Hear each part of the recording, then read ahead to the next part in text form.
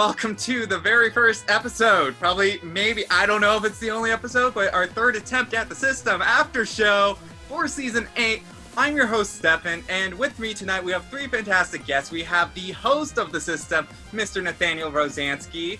We have also two previous winners, our most recent winner, Pat, and our Australian winner of the last All-Returnee season, Riley. Guys, how has it been, and are you ready to recap what the shit show happened last night? I thought I was ready, and then the episode dropped and just shattered every illusion that I had of knowing what was going on. It's going to be a fun season. Literally. So, Riley, with it being another All-Returnee season, and because you won, let's just, spoiler alert, how do you think this compares to our time when we returned for All-Stars? I mean, I would say our season was only 4 seasons returning. This one is 6 or 7, correct? So, like, there's going to be different groups of people. More people are going to know each other from different seasons. So, honestly, I'll be surprised if this season thing is a huge, like, they're from the same season. But I'm excited to see what happens. I mean, speaking of they're from the same season, one thing that did come up during tonight's episode was the fact that we casted 4 people from Season 7. Pat, you played this game with all 4 of these individuals last time. Jake, Grace, Lucas, and Rory. What do you think they're going to bring to the table this time around? I think if you had to pick 4 people from Season 7 to bring back, these are among 4 of the best. Lucas especially, I'm really excited to see. I think that he got his legs chopped out from him very early just because he didn't really click well with the rest of the cast. And I found with him especially in this episode, I know we'll dive into it a bit deeper later, but I thought it was really interesting that he fell into the same kind of pitfalls that he fell into in Season 7, but that he still managed to avoid being the first out. So I'm really happy about that. I'm really excited to see how he does. Grace, she was just a fantastic competitor in the season. I think a lot of her issues came with not being able to necessarily connect with people she wasn't directly working with. I think she's aware of that, and I think that she's going to make an effort to try and fix that. With Rory, I think I made my thoughts on Rory pretty clear on the Facebook page. He's the single most robbed person I've ever played with. He left because he got dragged out in the revenge round in Season 7, and he was dragged out and put on in the chamber specifically because Matt Hunt didn't have a clear understanding of how the chamber worked that round. So I was intimidated by Rory in our season. I think he's an excellent social gamer, and I think that he's coming to bring it here, and the first episode definitely bore that out. Yeah. Well, no, I just got to touch on the last one since I've talked about the first 3 and saving the best for last, in my opinion. Jake, fantastic person, fantastic player. I think he had a killer episode, and I'm really happy to deep dive this later on, but Jake is probably among my winner picks right now. I wonder why. But I wanted to go back to what you said about Lucas and how you said he was falling into some of the similar problems he was in Season 7. He was not the only one to do that. We saw both Bill and Justin, I'm going to call him Justin because I refuse to call him Jocho. They say that, we're going to be playing different this time. They're talking about how they're changing up their strategies when not even like 10 seconds before the intro drops, Nate shows immediate clips of how they're just repeating the exact same thing. With Justin trying to get the League of Chillin', start with Bill, to flirting with Ivy and trying to get an quote-unquote Ame experience happening again, and Bill talking all over the place. Does this spell out a lot of bad things? What are your thoughts on that? Well, hold on. I just want to note that the Ame experience thing was more from Ivy's perspective than it was from Jocho's. While Jocho was in that pitfall in Season 4, he's not in that pitfall this time because his perspective of Ivy is that she's a good player and he wants to be able to talk to people and figure out who the good players are so he can work with them. And it was more out of respect he wanted to than any sort of feelings. I just had to defend Jocho on that. I know he gets crap for the Ame thing, so I just want to I wanted to give him some defense there.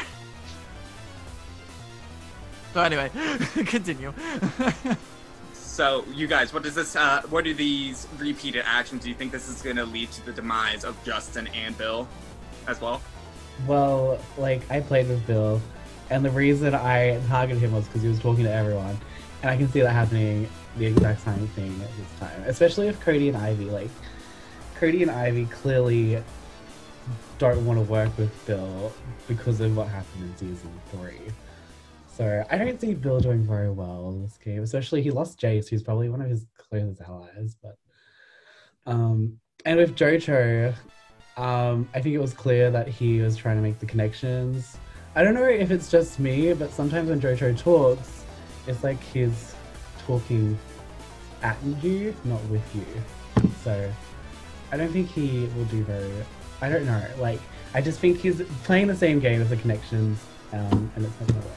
It's a very good read with what you just said, because a lot of times, and I even noticed this during our season, was he is much more... He goes into game mode and he wants to get all of his thoughts out, rather than, I feel, constructively work with other people. There is a way to his madness. It's just very difficult to figure out. I think both with Bill and with, sorry, it's Justin, right? Yeah, I'm not going to call him Jojo either. Sorry, Justin. But yeah, I think with both of them, and I guess on a larger scale, anytime you're talking about a returning season, a lot of the pitfalls that people seem to fall into is coming at it from a fresh perspective, you know, as if they're a brand new player. And that's not the case. Everyone in this game has a reputation that's following them. Some may be a bit stronger than others. You know, the first boots maybe don't have as strong a reputation in the system as the deeper gamers, as someone like Jace did. But especially focusing in on Bill, he mentioned early in the episode, I think it was his first confessional where he was introducing himself, that he didn't want to play a flashy game and that he didn't want to play an out front in the open game. If he was a rookie, if this was his first system experience, he might be able to pull that off. I'm not sure if he has that speed in his arsenal, but he might be able to pull it off. The problem is that because he's coming in with such a huge personality, and he's very good socially, he's talking to people, he's asking them questions about themselves, and not just having a one-way conversation. But the problem there is that that's making him just a big target, just from a pure social perspective. You can't play an under-the-radar game while having a big social target. It just doesn't work. Okay, yeah, no, I completely agree. And now we head from talking about Bill to the other two of Washington, D.C. in Ivy and Cody. I don't want to say this came out of nowhere for me, but not having any previous experience with Washington, D.C., seeing Ivy and Cody link up was definitely an interesting dynamic, I will say. What are your guys' thoughts on that duo, one of the more prominent ones this episode? Well, Ivy wasn't in DC for very long. So I guess her and Cody obviously bonded in the pre-jury lounge. So I guess that wasn't like, I knew they were close, but I didn't think they were that close, that they would just be like best friends in round 1. I like it. They're quirky, they're fun. I honestly can see them two being each other's number ones the entire time. So that will be exciting. I'm excited for them to try and get Bill out, to be honest. One thing that I wrote in my notes about Cody and Ivy is that while they are very clearly close in like DMs and in their conversations, no one really seems to think that they are very close. One thing that was missing from the edit due to my own negligence about the not having the footage, but the night 2 call of me explaining the rules in terms of how the twists work, which both all Patrick, Steffen, and Riley are all familiar with because it's all happened every season. One thing that we actually changed this time around is we actually went back, kind of went down memory lane. I was asking everybody like, hey, what are you bringing to the table this time? What do you want to improve on? Like, what's your story? That type of thing. Just did a questionnaire. We did something similar in All Stars. But basically, when I asked Ivy her question, she just blatantly just called out Bill for their past history in front of everybody. And then Bill kind of responded and said, like, hey, like, maybe, like, just don't do that. And it was a little bit planned, which was, I don't know if, I forget if that was hinted by Bill a little bit in the, like, they kind of Bill kind of hinted at it that it wasn't, like, completely done maliciously, but it was just more along the lines of, I felt in my notes I wrote is that it was completely unnecessary and only helped Bill. So from my perspective, like Ivy just was trying to be entertaining, and she was trying to do something to make it seem like they were further apart than they actually were, but it was just kind of unnecessary, and she could have done it way more tactfully. But if anything, it also helped hide Cody more, because Cody's just kind of like, I'm not with either of these two numbskulls, when he actually is close to both of them strategically. Ivy and being needlessly chaotic, name a more iconic duo. I mean, Cody doesn't. From what I got as a viewer of season 3, I didn't necessarily see Cody that much as compared to Bill and Ivy. So seeing a little bit more is, I think, exciting, because we were robbed of the experience of seeing too much of Cody during season 3. So I think this is very much the right time for him to return. If the wheel had not happened, I think Cody actually would have placed a lot better, probably maybe Final Four or something like that. I think he actually would. Viver probably would not have made it anywhere near as far if Cody makes it a lot farther in season 3, just because Viver was a much bigger target than Cody, and Cody was very aware of that. Dang. Okay, well, now we get into the intro. Before we move on, Steffen, I just had one quick comment I wanted to make on Cody. In his confessional, or his, I'm not sure if we call them confessionals in the system or what I'm too far removed from season 7. But one thing that I did notice Cody say was that he only was putting his life in one person's hands in this game, and that was Ivy. And I thought that was a curious choice of words for Cody specifically, because I've seen him play games before. I know that he's a pretty well-reasoned guy and a very survival-oriented player. And that just set off alarm bells in my head, because I would have expected him to say, I'm putting my life in one person's hands, and that's my own. So the fact that... 100%. I mentioned this when we were... I think you're talking about when he was on Conquest, right? Yeah, no, I even was telling Nate during the season, I expect Cody to be super selfish during this. It was very different from what I was used to, I will say that. Cody has a very interesting path this season. I'm not going to say, like, obviously how far he gets or, like, how quickly that path will come to fruition. But Cody definitely has a very interesting path to watch. And he is someone to watch this season. I will say that. Like, for however long he's on the screen, he is someone that you need to be paying attention to. Yeah. So, now I can move on, can I? Yes. Let's do that. Okay, so we get into the intro. Beautiful choice, Nate. Mwah. Going back to season 7, that intro, I am so happy with this trilogy intro. It is so good.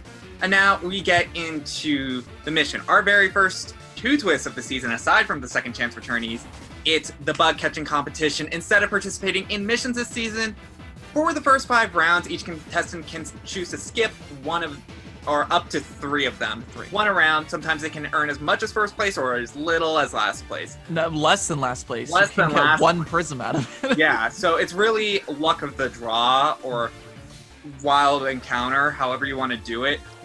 I personally thought this was a really good twist, and I kind of want to get your guys' opinion on that, as well as the other one that was kind of ominous in the Trainer XP one. What did you guys think of it? Go ahead, Riley. Oh, Yeah. Okay.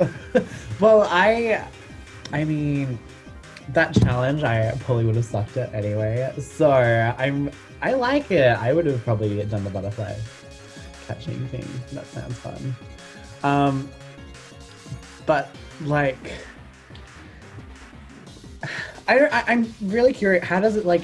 Do they just pick a bush? Correct? Yeah, so basically what we didn't see in the episode, just simply because for the lack of, like, just time issues, I had to cut quite a few things from this episode, which I can get to at the end of this. But one of those things that we had to cut was them finding their bugs, catching the bugs, which we will see that in the future episodes or 2, just to kind of illustrate exactly how the twist works. It wasn't necessarily important for the narration of this episode, so I didn't include it. But basically, we send them a Google Images like type thing, Google Drawing, and on the Google Drawing is literally like a recreation of the national park from Pokemon Gold and Silver that I made. And so they have to click the different patches of grass. And if they find a link in the patch of grass, they can open it. It links into an Imgur file, and that could be any of the bug Pokemon that were found in Gen 2 games. the higher the level and the bigger the Pokemon, obviously, it is a higher amount of prisms. The highest amount, with no spoilers attached, is a Mega form, which would be 25 prisms. That's first place. Lowest amount being like a Weedle or a Caterpie, which are only worth 1 prism. Safe to say, the Weedles and Caterpies were by far the most common in those, because we wanted to, you know, make it a little bit difficult for them at the very least. But the majority of the contestants this episode ran away with about 8 to 12 prisms by the end of it. A lucky few got a bit more than that. But just to kind of illustrate how difficult it was to actually find something rare in there, yeah, that's how difficult it is. It's 8 is probably, I think the 8 prisms was probably like the second or third most common group, just because we wanted people to walk away with at least something that's like a decent amount. But not so much that they'd be like, oh, I can control the round just off of luck sacking. So we wanted to make it as fair as possible, because the focus is on the missions more than the twist, mainly because the missions more so dictate things than the twist does. So that's kind of how we went about designing this whole thing with that. I really like how you did it. I think it's a great way to add a bit more chaos into an already chaotic game. Add a little bit more of that randomness factor, and at the same time, a lot of the missions aren't necessarily catered to a specific skill set. You know, I don't know many people who have a measuring tape and who drop ping pong balls down it for fun. You know, that's not something that someone would necessarily train up on. So I can see why someone would see a mission and be like, you know what, this one probably isn't for me. Purely from a selfish perspective, I'm very thankful for this twist, because if people sit out of challenges more often, it means they won't be coming for my record. But Blake realized that too, by the way, which is why he actually chose to do the mission instead of the bug catching contest. One thing that was also left out was part of Blake's confessional, where he said that, yeah, I'm glad people are doing the bug catching contest for whatever reason. Half the cast did the bug catching contest in the first round. He's like, that makes the mission way easier for me, and then makes it so I'm more likely to get more prisms out of this. So thank you guys. Like, that makes my life way easier. It's a nice combination. After that, we see Vicky win, and we'll get more into Vicky later on, because my God, there's a lot to unpack there. But we then focus a little bit more on Connor and how he's playing the game, along with, especially with Carissa, because Carissa, she's the only one from season 1. She hasn't played an org in a very long time, and so she's trying to relearn a couple of things. We see this when she says, I'm in 2 alliances right now. I'm not sure if that's against the rules or anything. Oh my God. Great line. Really adorable. I love her for it, but I think Connor taking that step back to say, hey, maybe I should be a little more personal with her. It's definitely a much different Connor than I saw in my season. And I think that socially, that's not necessarily what you think of, because the system is very strategically based. the conversation around glasses was adorable, though. That put such a huge smile on my face. If we ever get sponsored, Warby Parker, you know who to hit up. One thing interesting about Carissa specifically, though, and I wrote this in my notes, I actually did like a ranking in terms of like power rankings for the entire cast up until day 3. I actually had Carissa as number 1 in my ranking for the first 3 days, and I that might be surprising based off the edit, but simply put, Carissa at this stage in the game had the best social game. She was talking to almost everybody. There was only like 1 or 2 people that she wasn't really having good conversation with, and I'll get to those 2 in a second. But Carissa, she was talking to everybody. Everybody loved her. And it was just to the point where if Carissa got like put in the chamber, there was going to be a witch hunt for who did it. Like that's how, like she was everyone's like favorite person, at least at the minimum, because we're only talking about round 1 in round 1. The 2 people that she didn't really talk to were Cody and Rory. And Rory, it was just simply because Rory was doing the same thing as Carissa, and he clocked her very quickly as like, Carrie is talking to a lot of people. She's not talking to me, but I know that she's talking to a lot of people, so I can't really make a move on her without some sort of repercussion. So like, I'm just gonna leave her be for right now. Whereas Cody was like, she has talked to me, but not anything worthwhile. And I also know she's talking to people, but that makes her the biggest threat to me because Cody immediately saw she had one of the best social games. And Whether or not Carrie realized she had one of the best social games is really up in the air, but she by far had the most, and I think there was some agency to what she was doing. She knew that she was talking to a lot of people. I mean, she was talking to Brian in our projects, like, how do you guys do this all the time? This is exhausting. So Carrie was killing it in the social dynamics of the first round, and that had a lot to do with why she was so quickly saved in the vote section. But yeah. It's always nice to see someone. You go. Oh, no, I was about to move on, so if you have something to say. Well, I think Connor playing the social game, I know he can do it. Like, he is a likable person. So I think it would work out better for him if he did that and was more authentic than being like, let's talk game. Especially, I think there's a lot of people in this class that prefer social connections and strategic conversations. So. And to Carissa, I think that it's really cool to see someone who's been a bit removed from the org community come back in and just kill it. Like, I made a couple notes after rewatching the episode for a second time today, and my notes on Carissa are low-key, but gives off a great vibe of someone who'd be a loyal ally worth watching out for. So I'm glad I seem to have nailed that. Truly.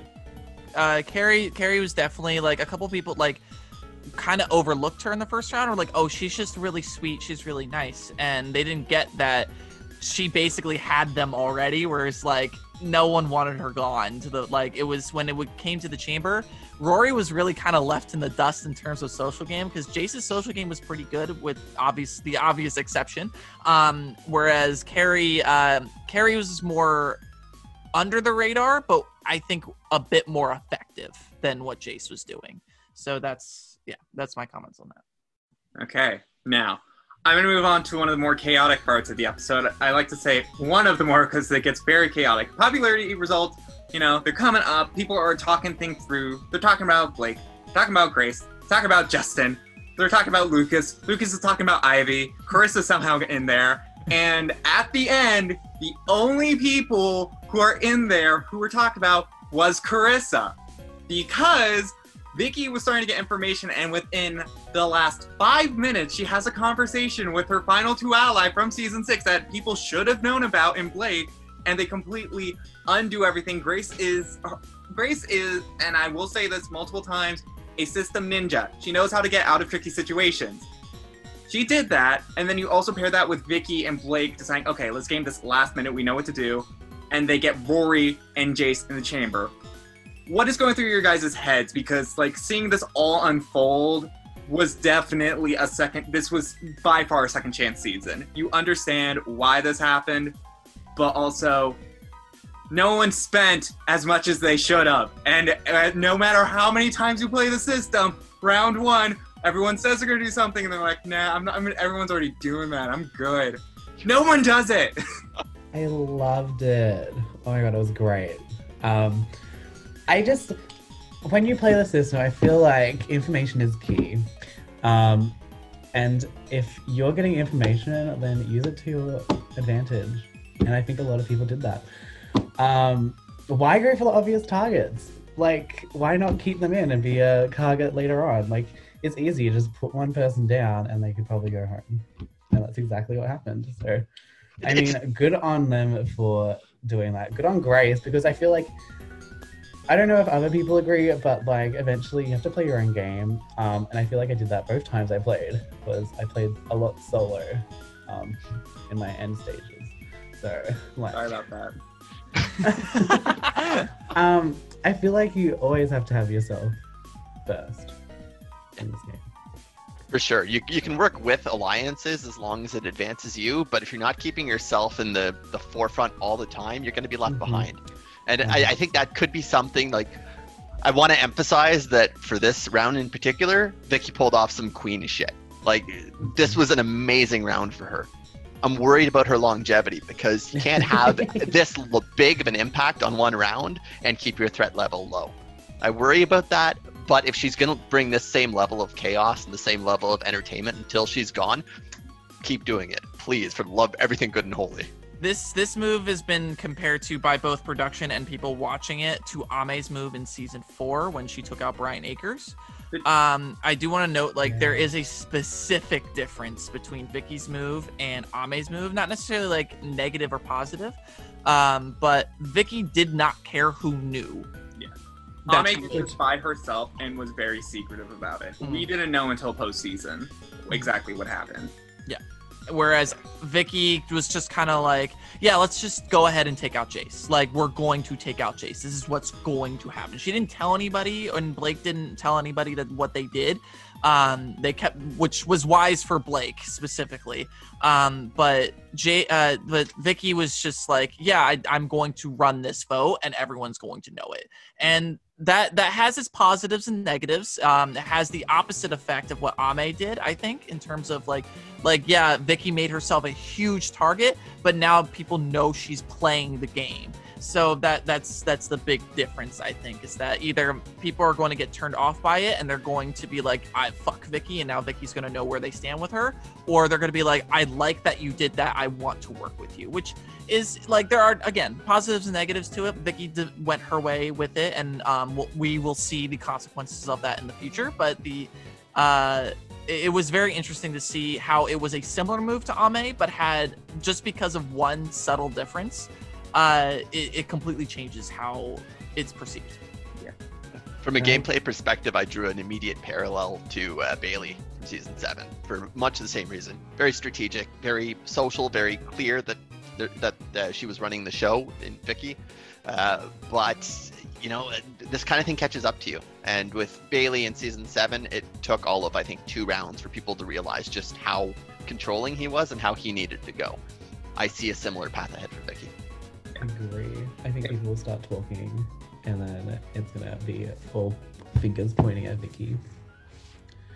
Yeah, so let's get into that. Everyone is talking about the vote. Everyone's shocked, but they decide to forget that and start focusing on the vote. And then we start to see a couple of conversations go along. We see Jace and Bill worry about an overload. I feel like Bill, in trying not to make a mistake, made a mistake.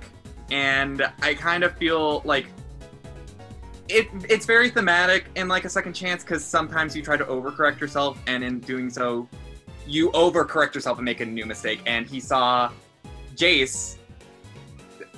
I have a comment about this, but Pat and Riley, you guys can give your thoughts first. What were your thoughts with like being so worried of an overload, but then seeing it happen? I think Jace went about this in a bad way, to be honest. Okay, I want to know because I'm curious.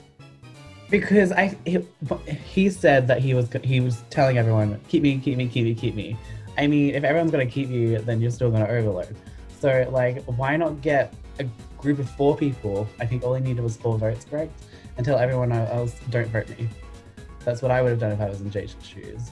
Like, he only needed 4 votes, and he was probably gonna be fine. There's always a magic number that you can be striving for. I completely agree with Riley. And I think another thing that kind of comes into play here is, I think you're right, Steffen, you have to be careful about that kind of thing. You have to be aware that it's coming, but you can't play scared. You can't play with the idea that it's going to happen, so what can we do to mitigate it? If you're looking that far ahead, then you've already lost. You need to take focus of the numbers you do have in the trenches and how you can manipulate them so it doesn't happen. There was a key mistake though that Jace didn't really think through, is that he was very focused on getting the most amount of votes that was a magic number.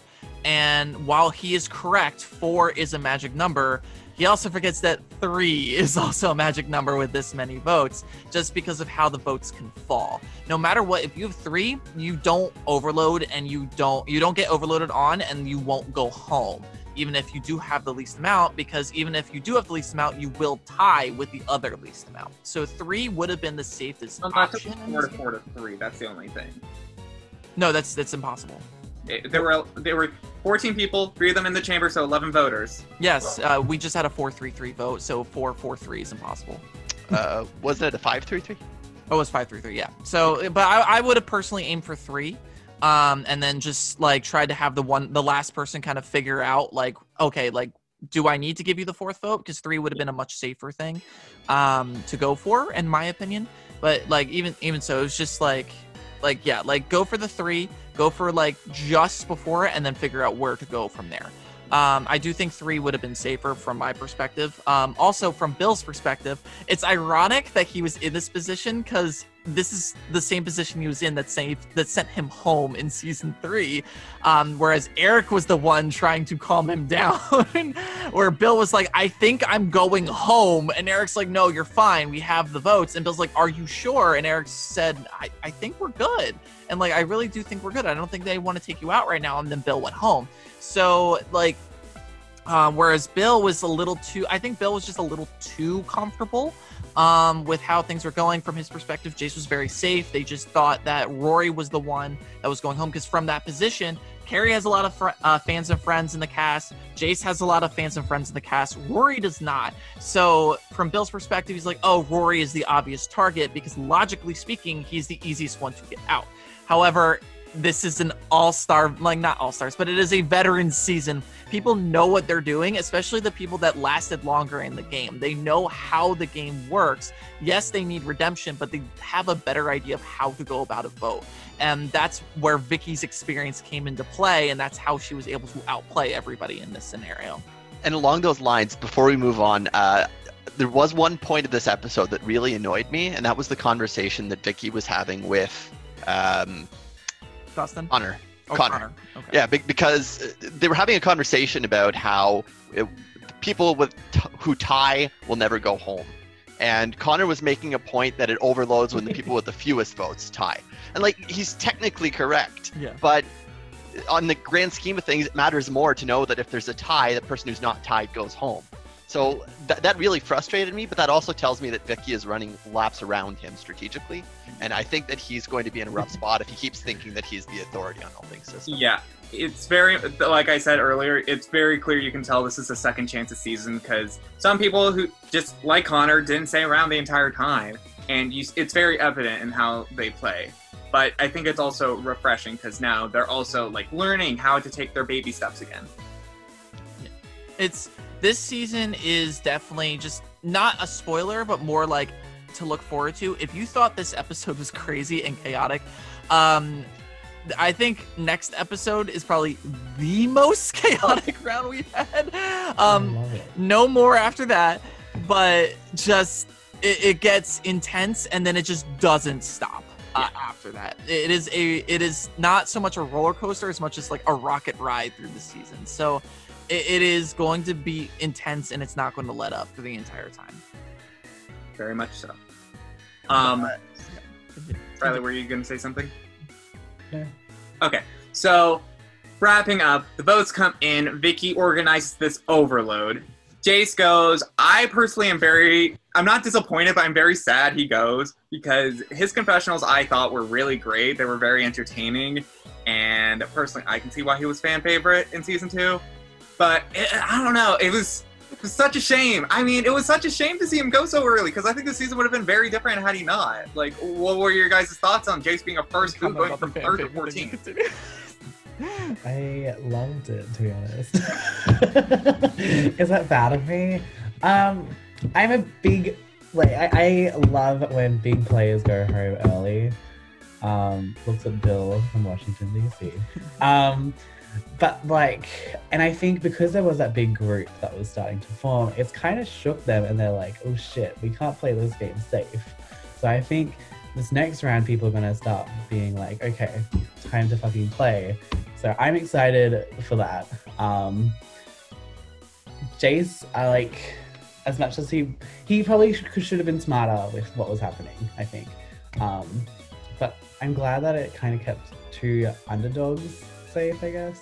And I'm excited to see how those 2 social players will go. I didn't see Jace's initial season, but just watching the like 10 minutes of screen time he had in this episode, you can tell the guy's a good player. And you can tell that a big reason why he left was because he pushed too hard to get all of the votes instead of the right amount of votes. And a big part of it was also that people were being very transparent that they wanted to keep him. So that kind of information leaked back to Vicky and leaked back to Dustin, leaked back to Rory, and they set and planned this motion to overload. I completely agree with you, Riley. I think the season takes a whole different tone with him being gone this early. And it's a big wake-up call and a wake-up call that it seems like a lot of these people needed. It's the second episode of a Second Chances season. Gloves are off. Let's go. Yeah. And if I know Bill is going to go for revenge on this. So yeah, I'm excited to see what Bill does after he lost Jace. C-SPAN with a vengeance. Literally. It's not even C-SPAN anymore. It's like It's half a C-SPAN. You can't Yeah. call him C-SPAN. and the League of Or Pan. Yeah. But so funny thing about that fan favorite thing in season 2, Jace rigged that vote so damn hard for himself. Listen, I'm trying to be nice, mate. I just wanted to point that out. But one thing, like, I understand why the move was made. Blake and Vicky had different reasons for wanting to take out Jace. Blake knew Jace's history. He did a lot of research coming into the season, which I think a lot of people just did not think Blake would have done if they like just looked at his game from like just off this episode. Blake researched the hell out of people. He made sure to look back at people. He read through the wiki. He was just like, I want to do well this time because I know I deserve better in season 6. And so Jace is when he saw Jace there and he talked to Jace, he was just like, I understand why you did well in season 2. And when they were successfully able to get Jace into the chamber, Blake was like, Jace is a social threat. He's one of the best placing contestants returning, and he was part of Team Sequester. He's got to go. It's just, I'm just disappointed for Jace. I like from just a human to human perspective and as a game player to game player perspective, Jace has a big legacy to uphold in the system and coming back for second chances. He's not just part of one of the most dominant alliances ever. He's part of the most dominant alliance in system history in Team Sequester. Like, it's not even close, because Team Sequester just kind of ran through season 2 all the way to the end. Like, I'm sorry, Pat, but the Inevitables, like, while you guys did really well, it doesn't hold a candle to Team Sequester. It doesn't. Also, That's because like once the Inevitables were formed, Matt left. Like, Team Sequester went 3 for 3 in that top 3. Yeah, so That's fair. It's just with Jace coming in, I don't know if Jace could have won this season, but because if I think he did, he would have had a hard time just getting to the end considering his legacy. But when you compare Jake to Jace, because Jake is the direct parallel to Jace in this season, Jake, no one was talking about the Inevitables. Like, and it wasn't just because like, oh, the write-ups were there. Jake was still in the most recent season. He was very aware that people knew about the Inevitables. He knew there were 3 people from a season, one of which he directly screwed over through the Inevitables in Grace. He knew that was going to be a problem for him, and he scrambled a lot in this episode before popularity results to make sure people just didn't see him as a threat. And he very much downplayed his role. He kept saying like, oh yeah, I was the stupid one. I was the one that didn't know what they were doing. Like, I clearly, like, I had a meltdown in the final chamber. Like, I didn't know what I was doing going to the end. I basically handed the win to Pat. Like, he was saying everything he could say in order to get like people to not target him. Whereas Jace is kind of like, yeah, I'm this bad shit. Like, do not mess with me. And like, part of that, like, that's great. Until you get messed with. Exactly. And like Vicky was like, oh, is that a challenge? And that's what she went for. Because the thing is, Vicky, while she didn't get to the final 3, she still got 4th place. Had she gotten that sole vote, Vicky was probably winning the game. Like, that's just, I think people seem like definitely forgot that in the first round. So I think Vicky definitely proved why she got as far as she did in season 6. So it's interesting because appearances are not necessarily reality. And that was a big part of episode 1. Now, the episode is over. What do you guys think? Who do you think is going to win this season, and who do you think is going to go out next? I know it's just one episode, but like, initial thoughts. Nate and I know how this ends. We know what happens. What do you guys think? As winners, I have people who have won this game. What do you think is going to happen? Oh, I need a little bit to be. All right. I guess if I had to pick, gun to my head, I still have Jake as my favorite. I think that he played a smart round, not only in this extra exposition that wasn't necessarily in the episode, but also in his confessional, he made a point of mentioning that he knew he was a big target, but that other people were making themselves bigger targets, so he'd sit back and let them destroy themselves. I think that's a good winner mentality, so he'd be my pick right now. Next to go, I'm going to say it's not going to be one of the 5 who voted to keep Jace. So I don't think it'll be Bill, Cody, Ivy, Joe, Justin, or Vicky. Up the remainder. Dartboard throw, I'm going to say Connor. Winner pick, I would say Cody. I think Cody is smart.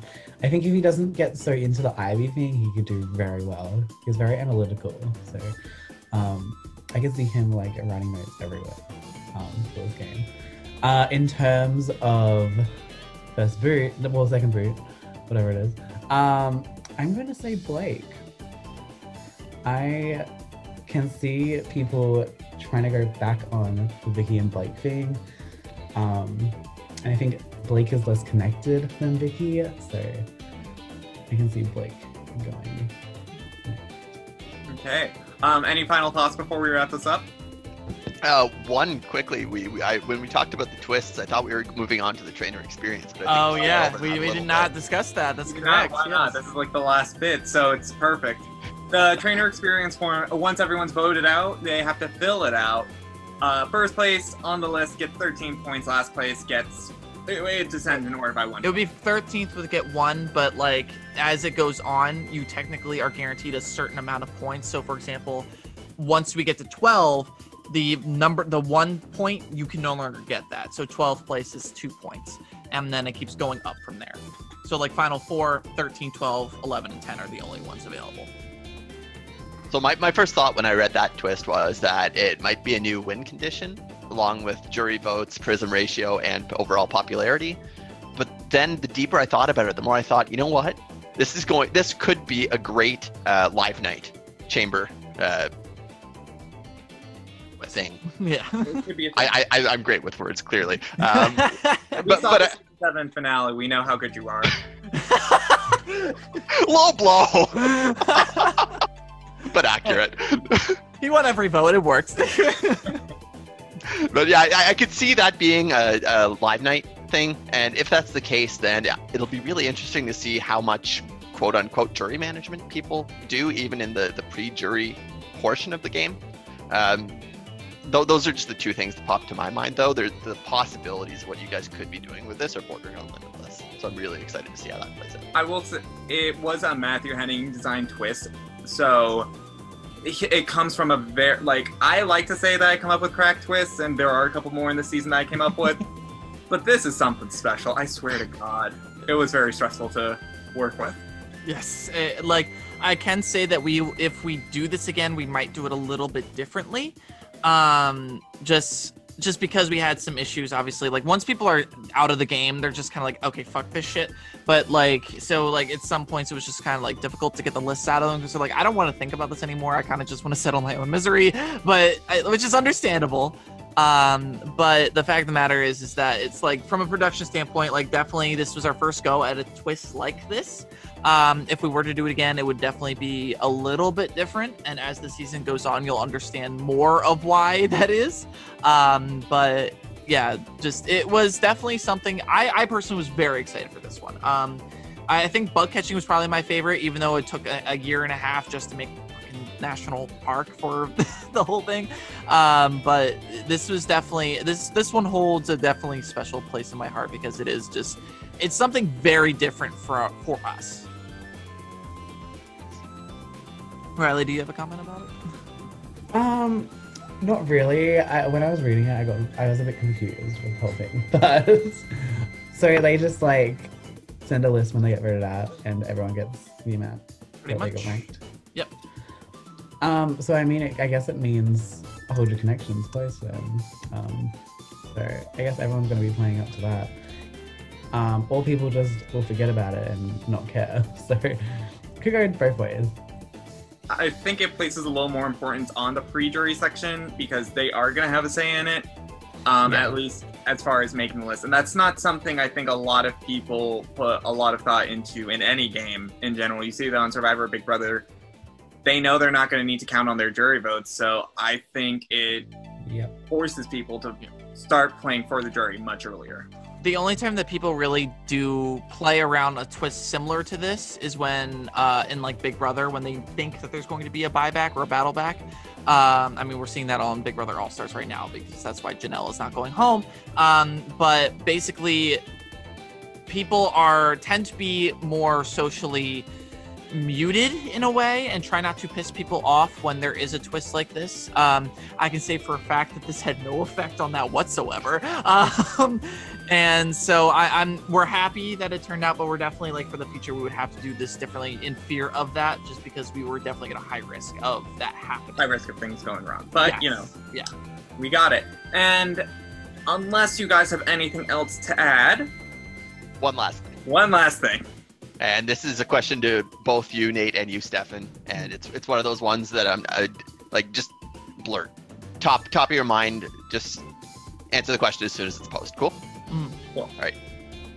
Nate, you first. Who's your winner pick? Do you want to know who my winner? Okay, so who was my winner pick in terms of like at this point based At off this point.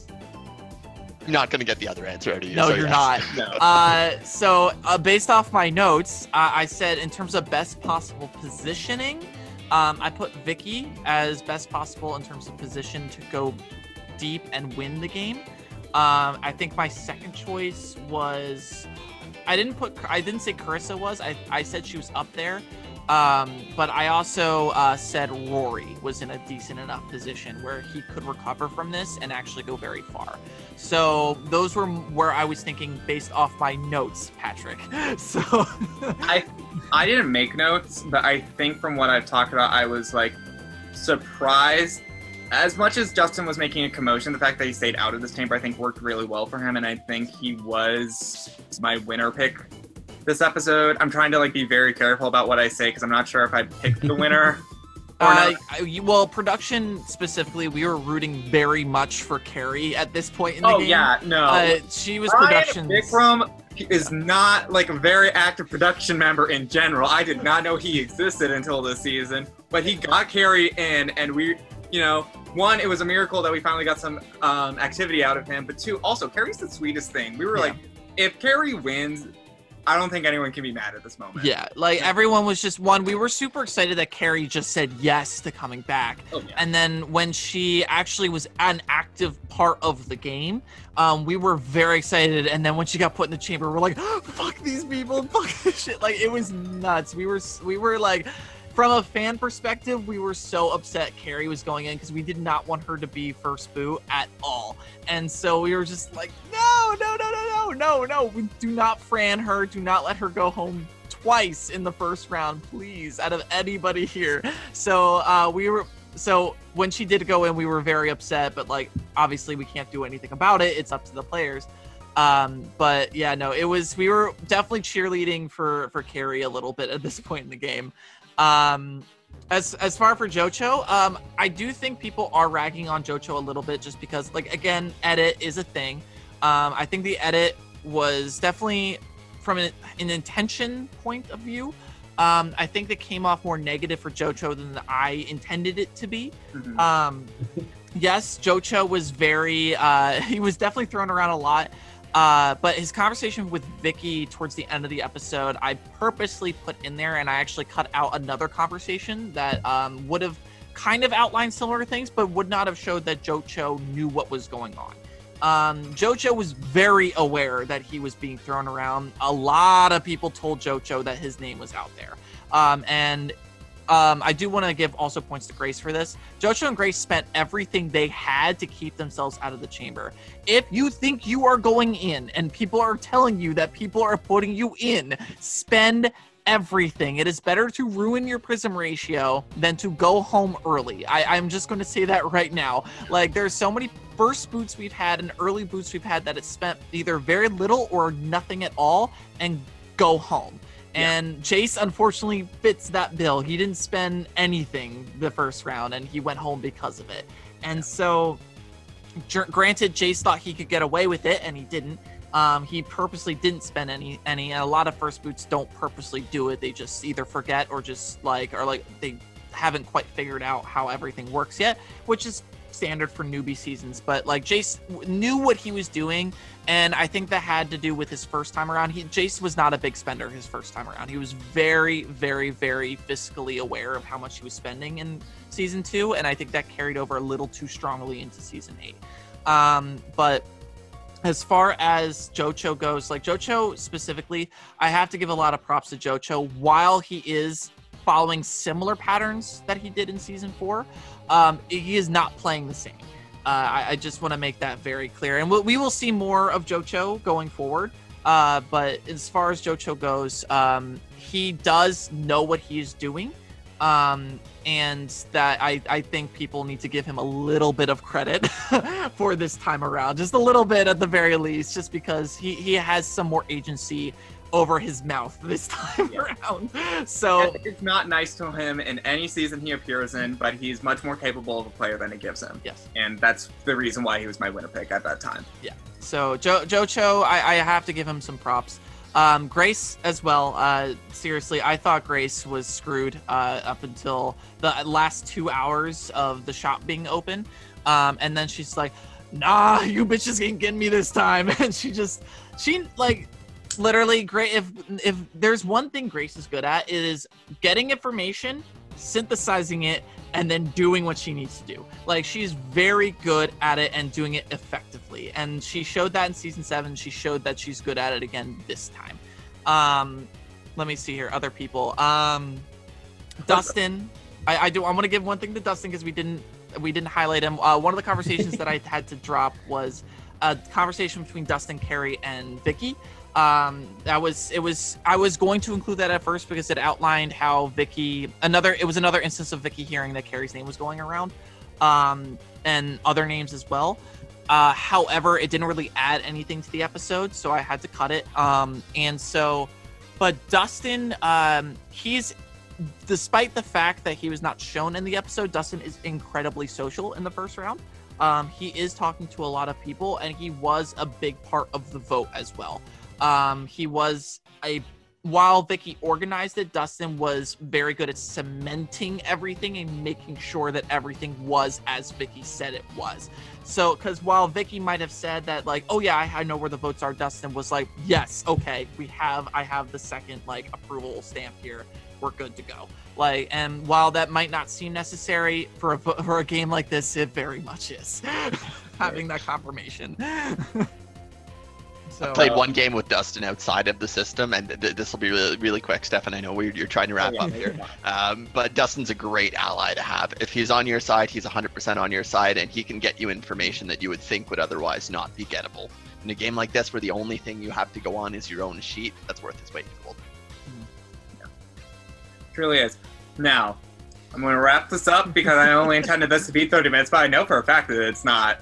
So it was never gonna be 30 that. Like, there's no way. There's no way. I can just try to get under an hour. We'll see how that goes. But I think we covered a great amount. Thank you guys so much for joining me on this episode of the After Show. Who knows if we're having a second? We might. I think I already have at least one spot taken up. So it could be a weekly. I don't know. Anyways, thank you for joining us. Another episode is coming out eventually. We have the post-production team, so hopefully Nate won't get burnt out and we can do these semi-regularly. So, I will see you guys next time on the System After Show. Actually, no, I'll see you next time on Bots, where we interview the next eliminated contestant. See you guys. Enjoy.